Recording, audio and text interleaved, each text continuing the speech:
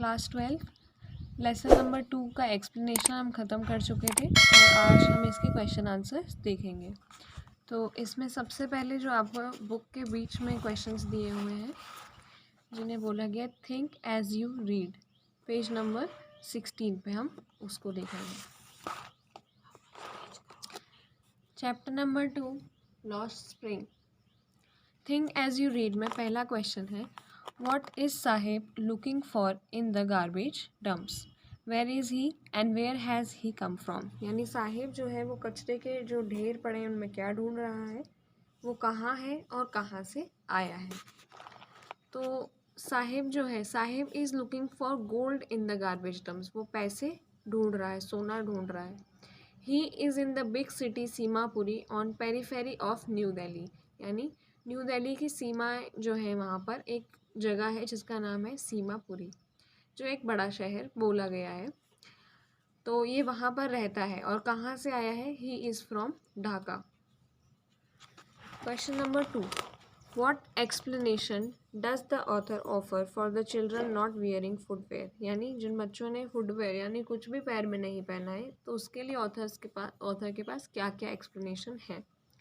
One explanation that people give to the author is that it is not due to the lack of money but it is a tradition to stay barefoot। यानी एक explanation जो लोग ज़्यादातर समय author को देते हैं कि ऐसा नहीं है कि हमारे पास पैसे नहीं हैं, लेकिन हमारे यहाँ रीति रिवाज ऐसे हैं कि हम बिना चप्पल या बिना जूतों के ही रहते हैं। तो इसमें ऑथर का कहना ये है कि लोग बहाने बना देते हैं अपनी गरीबी को छुपाने के लिए। इस Saheb happy working at the tea stall explain, यानी क्या साहेब वहाँ का जो काम, तो क्या उस चाय की दुकान पर साहेब खुश है, इसको एक्सप्लेन करना है। Saheb was not happy working at the tea stall, यानी वो वहाँ खुश नहीं है। His face has lost the carefree look, यानी अब उसके चेहरे से एक जो केयर फ्री लुक था जहाँ उसको कुछ चिंता नहीं रहती थी वो लुक चला गया है। He was not his own master anymore, और अब वो खुद का मालिक नहीं बचा है। The steel canister was heavier than the plastic bag, यानी जो स्टील कैनिस्टर वो अपने हाथ में जो स्टील का डब्बा लेकर जाता है दूध का, वो बहुत भारी है उस थैली से जो वो कंधे पर टांगता था। He used to carry on his shoulders, कंधे पर टांगता था और कचरा बीनने के लिए जाता था। नेक्स्ट हमारे क्वेश्चन है पेज नंबर 20 पे पीछे के questions. Understanding the text, What could be some of the reason for the migration of people from village to city, यानी कुछ रीजंस क्या है कि लोग गांव से शहर की तरफ पर माइग्रेट करते हैं। माइग्रेशन मतलब मूवमेंट करना एक जगह से दूसरी जगह के लिए। The lack of proper facilities, यानी वहाँ पर प्रॉपर फैसिलिटीज़ उनको नहीं दी जाती हैं। And less opportunity for earning, यानी कि वहाँ पर पैसे कमाने की सुविधाएं कम है, आय के स्रोत बहुत कम हैं। Are some of the reasons for migration of people from village to cities, ये कुछ मेन रीजन्स हैं, ऐसे बहुत सारे रीजन्स हो सकते हैं पर मेन यही रीजन्स हैं।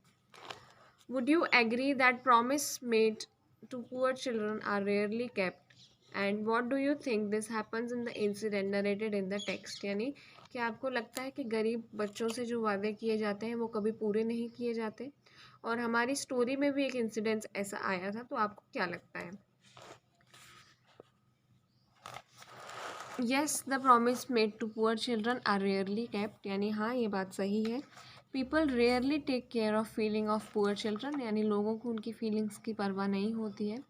Like the incident narrated in the text, और जैसे कि जो इंसिडेंट टेक्स्ट में नरेटेड दिखाया गया है। यहाँ पर ऑथर जो है says about building a school for Saheb but that was a false made promise, यानी जो एक बीच में पार्ट आता है जिसमें ऑथर जो है वो साहिब से कहती है कि मैं स्कूल बनाऊंगी तो क्या तुम स्कूल पढ़ने के लिए आओगे, लेकिन कुछ समय बाद जब साहिब पूछता है कि क्या तुम्हारा स्कूल तैयार हो गया, तो उसे याद आता है कि वो तो एक झूठा बहाना था, एक झूठी प्रॉमिस थी जो मैंने इस बच्चे से करी थी। Third, what forces conspire to keep the workers in the bangle industry of Firozabad in poverty, यानी कौन कौन सी चीज़ें हैं जो बैंगल इंडस्ट्री में ही घुसा के रखती हैं वर्कर्स को, जिससे वो गरीब हो जाते हैं। The vicious circle of middlemen who trapped their fathers and forefathers are the forces that conspire to keep the workers in the Bengal industry, यानी जो बीच के लोग होते हैं जिन्होंने उनके पिताजी को भी और जो उनके दादाजी वगैरह थे, जो बहुत पहले के जनरेशन से, उनको इसी काम में फंसा रखा है, वही वो फोर्सेस है जो इनको यहीं काम करने के लिए बोलते हैं और कहीं पर भी काम करने नहीं जाने देते, और फिर इनको पेमेंट भी बहुत कम करा जाता है। सेकंड हमारे अब क्वेश्चन है उसी के नीचे वाले, टॉकिंग अबाउट द टेक्स्ट। इसमें पहला है, how in your opinion can Mukesh realise his dream, यानी मुकेश अपने सपनों को कैसे पहचान सकता है। Mukesh can realise his dreams only when he comes out of Firozabad and sees the world around apart from bangle making, यानी मुकेश अपने सपनों को सिर्फ उसी टाइम पहचान पाएगा जब वो फिरोजाबाद से बाहर निकलेगा और बैंगल मेकिंग यानी चूड़ी बनाने के काम के अलावा भी वर्ल्ड होता है ये देखेगा। Mention the hazards of workers in glass bangle industry, यानी कौन कौन सी चीज़ें ऐसी हैं जो उनके लिए जानलेवा साबित हो सकती हैं। एक कि वहाँ पर हमेशा हाई टेम्परेचर होता है, there is always high temperature. Dingy cell without air and light, यानी बहुत छोटे से कमरे जैसे होते हैं जहाँ पर ना एयर पहुँचती है ना लाइट। और जो डस्ट निकलती है ग्लास कटिंग से, the dust from the glass cutting can cause blindness, उससे अंधापन हो सकता है जो परमानेंट होता है, आंखों की रोशनी हमेशा के लिए चली जाती है। Why should child labour be eliminated and how, यानी जो बच्चों से काम करवाया जाता है जो कि इलीगल है, उसे कैसे हम हटा सकते हैं और क्यों हटाना चाहिए। Child labour destroy all the dreams of children in a small age, they have to work in hazardous places which is dangerous for their lives leading to serious damage, यानी चाइल्ड लेबर से क्या होता है, वो बच्चे अब उस काम के अलावा आगे सोच ही नहीं पाते, उनके जो सपने रहते हैं वो वहीं छूट जाते हैं। छोटी सी एज में ही वो ऐसी जगहों पे काम करते हैं जो उनके लिए डेंजरस हो सकती हैं, बहुत सीरियस डैमेज जिससे उन्हें हो सकता है। जैसे कि स्टोरी में हमने देखा कि बैंगल बनाने का काम एक बहुत छोटी एज से चूड़ी बनाना बच्चे शुरू कर देते हैं और उनकी आंखों की रोशनी थोड़े ही टाइम में चली जाती है।